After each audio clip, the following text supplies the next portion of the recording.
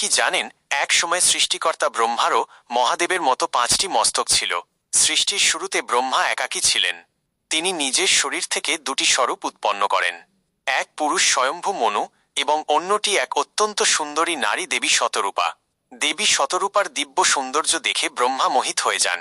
শতরূপা লজ্জিত হয়ে যেখানেই দৃষ্টি লুকাতে যেতেন, ডানে, বামে, সামনে বা পিছনে, ব্রহ্মার মুখ সেই দিকেই ঘুরে যেত। চারদিকে দেখার জন্য ব্রহ্মার 4টি মুখ প্রকট হল। কিন্তু যখন শতরূপা আকাশের দিকে উঠলেন, তখন উপরে দেখার জন্য ব্রহ্মার 5ম মস্তকও প্রকট হয়ে গেল।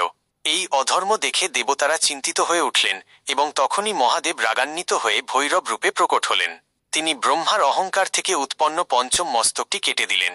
তখন থেকেই ব্রহ্মা চতুরানন নামে পরিচিত হলেন। বলা হয়, শতরূপা নিজেকে বাঁচানোর জন্য বিভিন্ন জীবের রূপ ধারণ করতে লাগলেন এবং ব্রহ্মা তার পিছনে সেই সব জীবেরই নর রূপ ধারণ করতে লাগলেন। আর এভাবেই সম্পূর্ণ প্রাণীজগতের উৎপত্তি হল। আপনি যদি মহাদেবে বিশ্বাস রাখেন, তবে ভিডিওটি লাইক করুন, সাবস্ক্রাইব করুন এবং কমেন্টে লিখুন হর হর মহাদেব।